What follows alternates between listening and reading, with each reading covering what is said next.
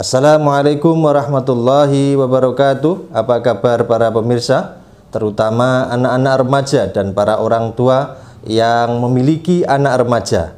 Semoga kita semua selalu diberikan bimbingan oleh Allah Subhanahu wa Ta'ala, serta selalu diberikan kesehatan lahir dan batin.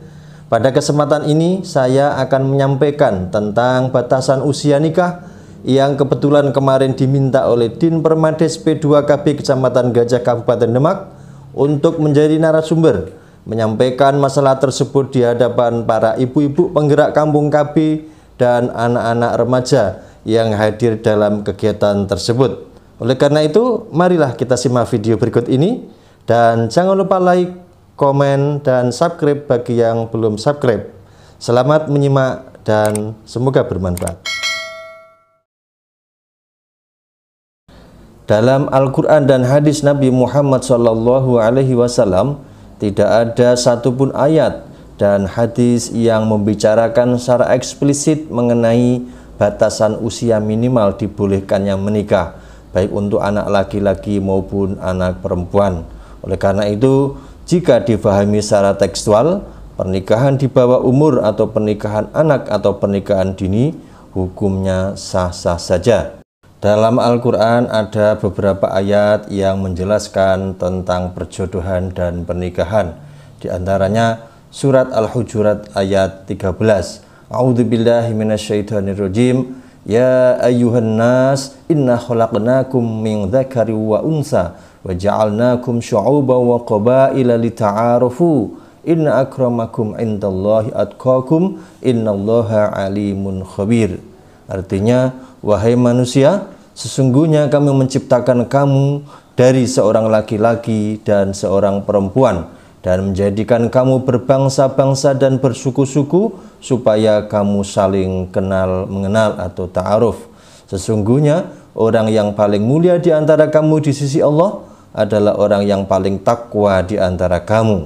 Sesungguhnya Allah Maha mengetahui lagi Maha mengenal. Dalam Al-Quran surat An-Nur ayat 32, Allah Subhanahu wa Ta'ala berfirman, wa angkihul ayama minkum wassalihina min ibadikum wa imaikum iyakunu fuqara ayunihimullahu min fadli wallahu wasi'un alim.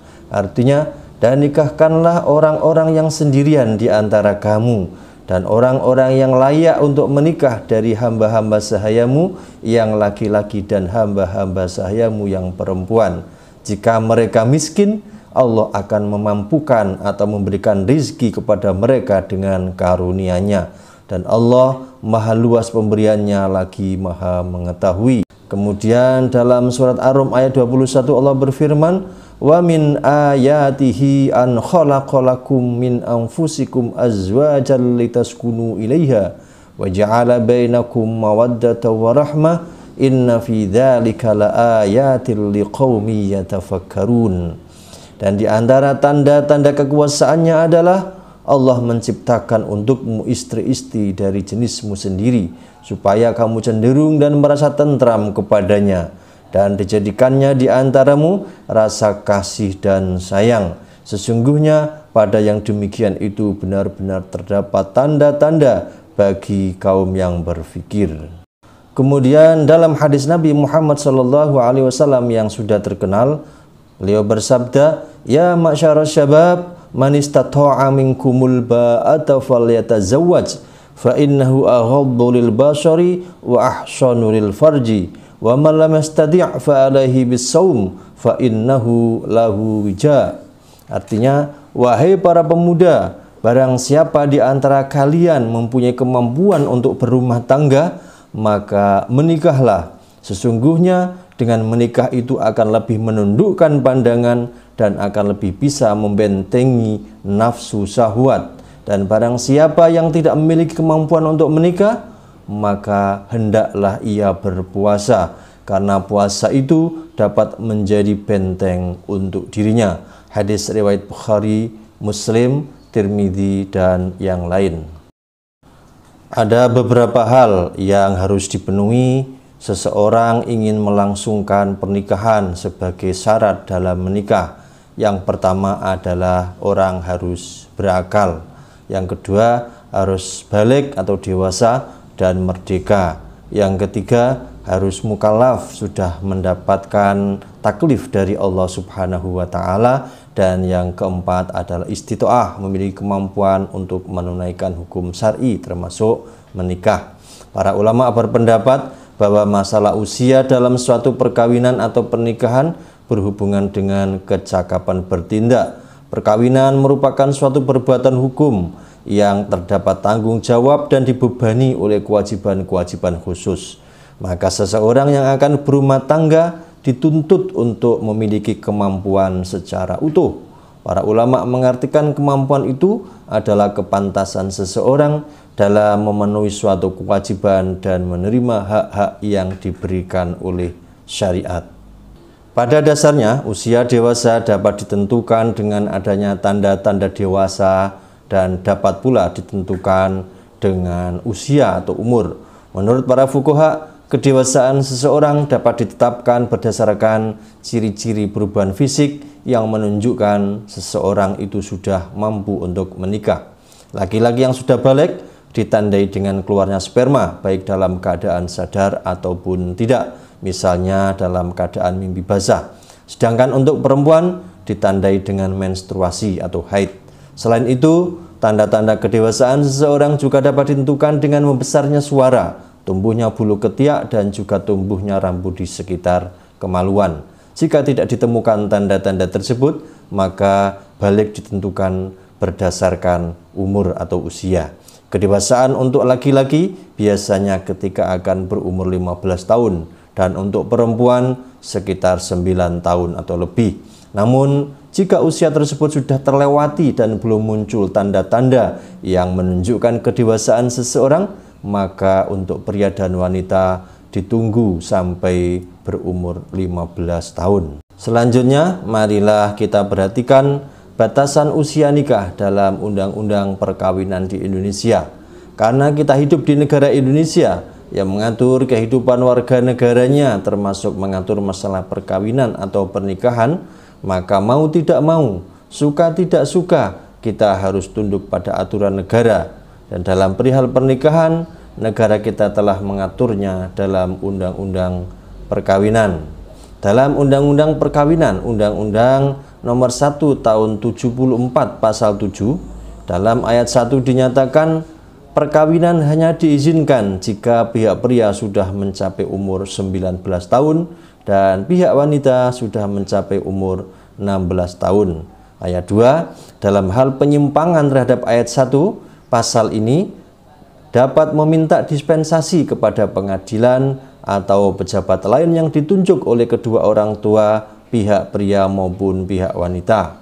Ayat 3, ketentuan-ketentuan mengenai keadaan salah seorang atau kedua orang tersebut dalam pasal 6 ayat 3 dan 4 undang-undang ini berlaku juga dalam hal permintaan dispensasi tersebut. Ayat 2 pasal ini dengan tidak mengurangi yang dimaksud dalam pasal 6 ayat 6. Kemudian dalam Undang-Undang Nomor 16 Tahun 2019 yang merupakan perubahan terhadap Undang-Undang Nomor 1 Tahun 74 tentang usia nikah di pasal 7-nya. Dalam undang-undang ini, di dalam ayat 1-nya dinyatakan bahwa ketentuan pasal 7 diubah sehingga berbunyi sebagai berikut. Ayat 1, perkawinan hanya diizinkan apabila pria dan wanita sudah mencapai umur 19 tahun kedua-duanya. Ayat 2, dalam hal terjadi penyimpangan terhadap ketentuan umur sebagaimana dimaksud pada ayat 1, orang tua pihak pria dan atau orang tua pihak wanita dapat meminta dispensasi kepada pengadilan dengan alasan sangat mendesak, disertai bukti-bukti pendukung yang cukup. Kemudian dalam Peraturan Mahkamah Agung Nomor 5 Tahun 2019 pada bab yang ke-14 dinyatakan bahwa pasal 15 dalam memeriksa anak yang dimohonkan dispensasi kawin, hakim dapat 1. Mendengar keterangan anak tanpa kehadiran orang tua. 2. Dapat mendengar keterangan anak melalui pemeriksaan komunikasi audiovisual jarak jauh di pengadilan setempat atau di tempat lain. Ketiga, menyarankan agar anak didampingi pendamping. Yang keempat, meminta rekomendasi dari psikolog atau dokter atau bidan, pekerja sosial profesional, tenaga kesejahteraan sosial, Pusat Pelayanan Terpadu Pelindungan Perempuan dan Anak atau P2T P2A, Komisi Perlindungan Anak Indonesia atau daerah KPAI atau KPAD, dan 5, menghadirkan penerjemah atau orang yang biasa berkomunikasi dengan anak dalam hal dibutuhkan.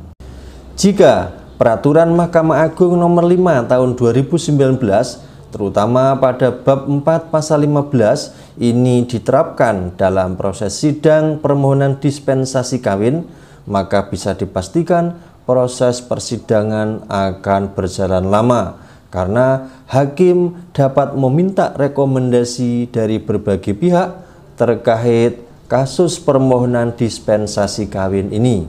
Lalu bagaimana seharusnya?